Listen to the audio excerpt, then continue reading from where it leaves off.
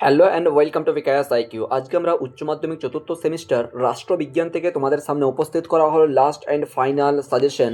তা হচ্ছে ইউনিট 1 থেকে ইউনিট 3 পর্যন্ত, অর্থাৎ ইউনিট 1 থেকে শুরু করে ইউনিট 3 পর্যন্ত পুরো 3টা ইউনিট কিন্তু আজকের এই পিডিএফের মধ্যে বা আজকের এই ক্লাসের মধ্যেই কিন্তু তোমাদের সামনে উপস্থিত করেছি। সম্পূর্ণ 2 নাম্বার এবং 6 নাম্বারের পুরো কিন্তু উত্তর সহ কিন্তু করা আছে। কী কী পয়েন্টগুলো লিখবে, কোন কোন ভূমিকাগুলো লিখতে হবে, সমস্ত উপসংহার ভূমিকা এ টু জেড কিন্তু স্যার মমিনুর স্যার যথেষ্ট পরিমাণে কিন্তু তোমাদের জন্য এই পিডিএফটা রেডি করেছেন।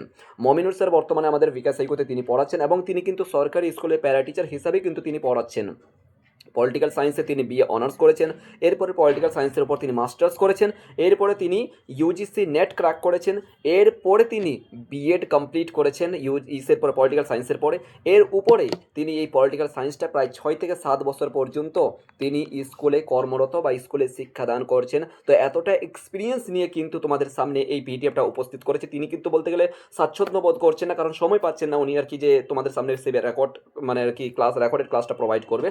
যাই হোক না কেন, তো উনি বললেন যে স্যার আপনি বানিয়ে দেন, অসুবিধা নেই। তো এখানে সম্পূর্ণ উত্তর সহ বলে দেওয়া হয়েছে। এখানে বেসিক্যালি কিন্তু স্যার এখানে বলতে চেয়েছেন যতগুলো স্টার দেওয়া হয়েছে, 3টা স্টার দেওয়া হয়েছে, তার মানে সবচেয়ে গুরুত্বপূর্ণ কিন্তু ভালো করে কিন্তু সেই বিষয়গুলো দেখতে হবে।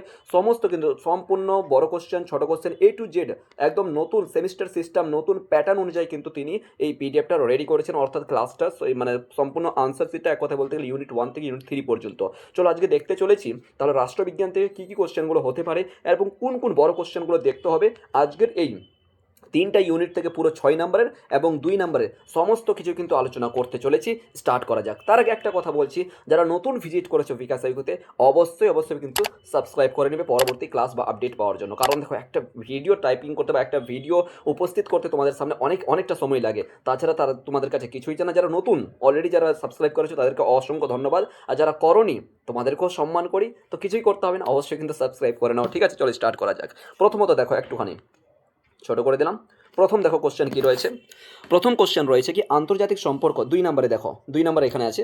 প্রথমত রয়েছে কি আন্তর্জাতিক সম্পর্ক কাকে বলে, উত্তর সহ কিন্তু দিয়ে দেওয়া হয়েছে। উত্তর সহ কিন্তু তোমরা দেখে নাও। আন্তর্জাতিক রাজনীতি বলতে কি বুঝো, 3টা স্টার দেওয়া হয়েছে। ভালো করে কিন্তু এগুলো কিন্তু করে যেতে হবে, এরপরে দেখো আন্তর্জাতিক সম্পর্ক ও আন্তর্জাতিক রাজনীতির মধ্যে 2টি পার্থক্য উল্লেখ করে। 2টো স্টার তার মানে বুঝতে পারছো কতটা ইম্পর্টেন্ট হতে পারে। ঠিক আছে, এরপর চলে এসছো কি বাস্তবতার প্রবক্তাকে, বাস্তবতার প্রবক্তাদের নাম উল্লেখ করো। অ্যাকচুয়ালি কি বলতো, আমার চোখে চশমা নেই বর্তমানে, চশমাটা একটু মানে ড্যামেজ হয়ে গেছে বলা যেতে পারে, হাত থেকে পড়ে গেছিলো, ফলে কিন্তু একটু অসুবিধা ফিল হচ্ছে। ঠিক আছে, তো কিছু মাইন্ড করো না। ওকে, তুমি জানো আর কি প্রত্যেকটা ক্লাসে কিন্তু আমার চশমা থাকে। ঠিক আছে, লাইভ ক্লাসে হোক বা রেকর্ডেড ক্লাসে হোক বা ইউটিউবে হোক না কেন, প্রত্যেকটা জায়গাতে আমার চশমা থাকে। চশমা কিন্তু আমার ইউজ করতে হয়। তো কিছু কেউ মাইন্ড করবে না, তোমরা একটু নিজে থেকেও দেখতে পাচ্ছ স্ক্রিনের উপর কী কী রয়েছে। ঠিক আছে, কিছু যদি বাই মিস্টেক ভুল হয়ে থাকে তো এর জন্য অন্তর থেকে দুঃখিত আমি। ঠিক আছে, তোমরা একটু নিজে থেকে দেখবে। এরপর চলে এসো আদর্শবাদের 2টি বৈশিষ্ট্য কি, খুব ইম্পর্টেন্ট এটা কিন্তু। আদর্শবাদের 2টি বৈশিষ্ট্য। এরপর যেটা দেখতে পাবো, সরি, নয়া বাস্তববাদ কাকে বলে, খুব এটা ইম্পর্টেন্ট কিন্তু। দেখো অ্যাকচুয়ালি কি বলো তো, আমিও তো প্রিপারেশন করছি, জানি আর কি পলিটিক্স সম্পর্কে। পলিটি বলতে গেলে খুব সুন্দর একটা সাবজেক্ট, সবচেয়ে ইজি যদি কোনো সাবজেক্ট বলো তাহলে পলিটি হচ্ছে সবচেয়ে ইজি বা সবচেয়ে সহজ বলা যেতে পারে। ঠিক আছে, পলিটিক্যাল সায়েন্স খুব ইম্পর্টেন্ট। ঠিক আছে, এরপরে দেখে এসো দুজন আদর্শবাদী তাত্ত্বিকের নাম লেখো। ঠিক আছে, খুব ইম্পর্টেন্ট এটা কিন্তু। এরপর চলে আসবো আমরা কি আন্তর্জাতিক সম্পর্কে 2টি বৈশিষ্ট্য লেখো, ওটা অতটা ইম্পর্টেন্ট নয়, এটাও দেখবে। 2জন বাস্তববাদীর তাত্ত্বিকের নাম উল্লেখ করো বা লেখো, এই মতন একটা। ঠিক আছে, এই হচ্ছে কথা। এরপর চলে আসবো আমরা কি উদ্ধৃত মূল্যের তত্ত্ব কি, এটাই ইম্পর্টেন্ট আছে। সম্পূর্ণ উত্তর সহ কিন্তু করে দেওয়া হচ্ছে। কোশ্চেনগুলো ভালো করে দেখো, কোনগুলো কোশ্চেনগুলো আমাদেরকে দেখে যেতে হবে। স্যার কোনটা সবচেয়ে ইউনিক ভেবেছেন বা কোনটা তোমাদের জন্য এতটা যে পরিশ্রম করে তৈরি করে দিচ্ছেন, সেটা কিন্তু অবশ্যই আমাদেরকে লক্ষ্য রাখতে হবে যে 2 নম্বরের জন্য কী কী কোশ্চেনগুলো হতে পারে প্রথম ইউনিট থেকে কিন্তু। এরপর নিচের দিকে আসবে কিন্তু ইউনিট 2, এরপর আসবে ইউনিট 3, এই মতন করে কিন্তু আসছে। ঠিক আছে, তোমরা 1 বাই 1 দেখে নিতে পারো। বাস্তববাদের 2টি বৈশিষ্ট্য উল্লেখ করো। এরপর চলে এসো এক্সট্রা হিসাবে। ঠিক আছে, এই পর্যন্ত যথেষ্ট। প্রথম ইউনিট থেকে ধরে রাখো তোমাদের, আই ডোন্ট নো যে সিলেবাসটা কতটা আছে, আই থিঙ্ক 4 নম্বর হতে পারে আর কি। ঠিক আছে, 2 2 4 অথবা 6 নম্বর হতে পারে, 2 3 মানে আর কি এরকম হতে পারে, 3 2 6 এর মতন হতে পারে। ঠিক আছে, আই থিঙ্ক আর কি, জানি না। তো তোমরা অবশ্যই দেখবে, তোমাদের সিলেবাস সম্পর্কে তোমরা জানো। ওকে, আমি এইটুকু বোঝাতে চেয়েছি যে বিকাশ সাইকোতে খুব গুরুত্বপূর্ণ সহকারে রাষ্ট্রবিজ্ঞানের দক্ষ টিচারের মাধ্যমে কিন্তু রাষ্ট্রবিজ্ঞান বিকাশ সাইকোতে পড়ানো হয় এবং নোটস তৈরি করানো হয়, এই বিষয়টাই হচ্ছে আমার মূল ভূমিকা তোমাদের সামনে এই বিষয়টা শেয়ার করা। দেখো এক্সট্রা হিসাবে তোমাদের আর মানে এক্সট্রা তোমাদের পড়ার জন্য কিন্তু স্যার অ্যাড করেছেন, সেগুলো কিন্তু অবশ্যই তোমরা দেখতে পারো, আর কিছু লাগবে না, ঠিক আছে। এরপরে চলে আসবো 6 নাম্বার, খুব খুব গুরুত্বপূর্ণ।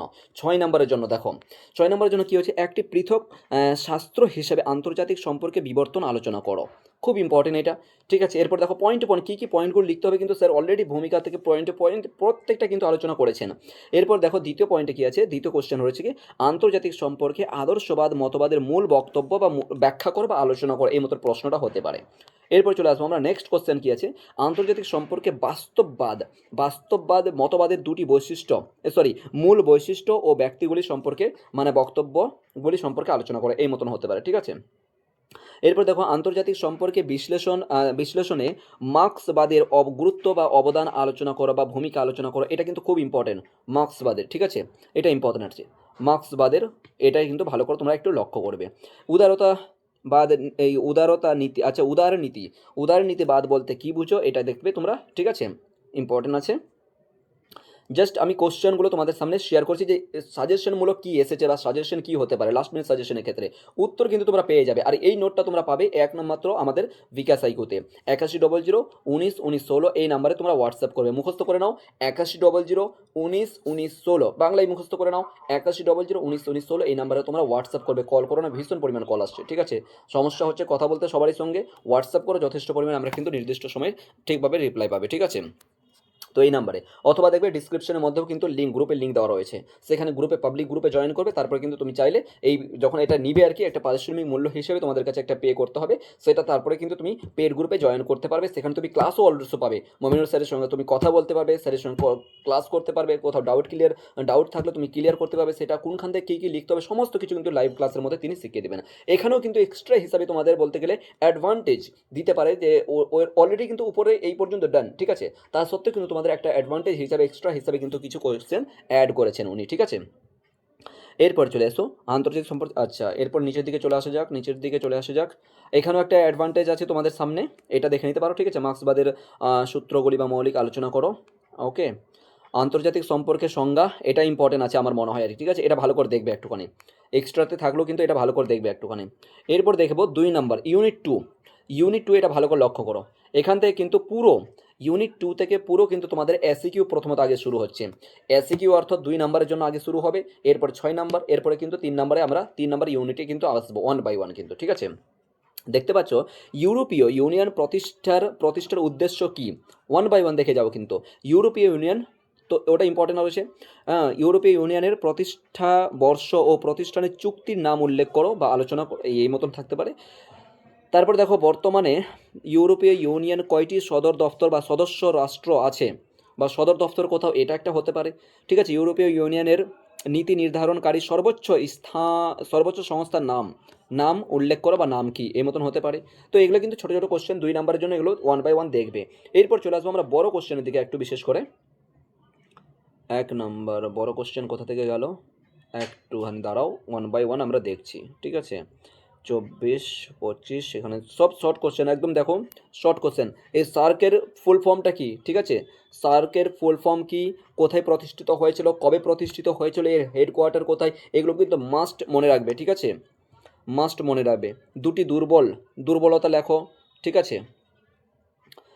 এরপরে চলে আসবো খুব মানে, যেহেতু দেখো রাষ্ট্রবিজ্ঞান একটা বলতে গেলে বড় একটা সিলেবাস রয়েছে, অবভিয়াসলি এটা কিন্তু হতেই পারে, একটা বড় কোশ্চেন যখন থাকছে, বড় একটা চ্যাপ্টার থাকছে, তো যেহেতু ফার্স্ট টাইম, ঠিক আছে, 4th সেমিস্টার কিন্তু ফার্স্ট টাইম, অর্থাৎ সেমিস্টার সিস্টেমে কিন্তু ফার্স্ট টাইম হচ্ছে, ফলে কিন্তু একটু বেশি করে কিন্তু তোমাদেরকে একটু প্র্যাকটিস করাটা উচিত, আমার যেটা মনে হয়, ঠিক আছে। আমিও যখন আর কি বাংলার ক্ষেত্রে তো বলতে গেলে একটা লিমিটেডের মধ্যে করে দিয়েছি, আর দর্শনটাও কিন্তু তোমাদের প্র্যাকটিসের জন্য খুব পরিমাণ তোমাদের প্র্যাকটিস করিয়েছি, ঠিক আছে। এরপর দেখো এখান থেকে তোমাদের 4 নাম্বার থাকছে কিন্তু, ইতিপূর্বে কিন্তু 2 নাম্বারের গেল, আর এখান থেকে 4 নাম্বারের আসছে, ঠিক আছে। তো 4 নাম্বারের জন্য কী কী হতে পারে, তোমার বিআইএমএসটিক এই যে রয়েছে, এর গঠন গঠিত হয়েছিল এবং সাফল্য উল্লেখ করো 4 মার্কসের জন্য, দেখতে পাচ্ছ ইম্পর্টেন্ট রয়েছে। আর সমস্ত কিছু উপসংহার, তারপরে ইউরোপিয়ান উদ্দেশ্য বা টিকা লেখো 4 নম্বরের জন্য স্যার লিখে দিয়েছেন, পাশাপাশি প্রত্যেকটা ক্ষেত্রে কিন্তু লিখে দিয়েছেন। তো এই অনুযায়ী বলা যেতে পারে তোমরা কিন্তু এই পিডিএফটা পেতে পারবে একমাত্র আমাদের বিকাশ সাইকুর যে পলিটিক্যাল সায়েন্স গ্রুপ রয়েছে সেখান থেকে। এরপরে চলে আসো, দেখো এখান থেকে রয়েছে এই ইউনিট 3 শুরু হয়ে গেল। এখান থেকে ইউনিট 3 যে সমস্ত কোশ্চেনগুলো হবে সমস্ত কিছু কিন্তু স্যার এখান থেকে আই থিঙ্ক বড় কোশ্চেনই তোমাদের হতে পারে, আমি ঠিক জানি না ভাই। তো ঠিক আছে, বড় কোশ্চেনে আই থিঙ্ক হতে পারে। যাই হোক, তোমরা তোমাদের সিলেবাসটা জানো যথেষ্ট পরিমাণে, তো এইগুলো কিন্তু আমাদেরকে দেখতে হবে, লক্ষ্য রাখতে হবে, আর কিছু নয়। ঠিক আছে, অল দ্য বেস্ট, ভালো করে পড়ো। এখানে দেখো কোশ্চেন একটা কী যেন দিয়েছেন স্যার, এটা দেখো। ওকে, রাষ্ট্রীয় রাষ্ট্রীয় সার্বভৌমত্বের উপর বিশ্বাস কী আছে, বিশ্বায়নের প্রভাব আলোচনা করো। ওকে, তো এই জিনিসগুলো লক্ষ্য রাখবে অবভিয়াসলি। আশা করি আর কি কোনো, আর এর বাইরে আর কোনো কিছু হতে পারে না। ঠিক আছে, ইনাফ, বাস ইনাফ, এই পর্যন্ত সমাপ্ত।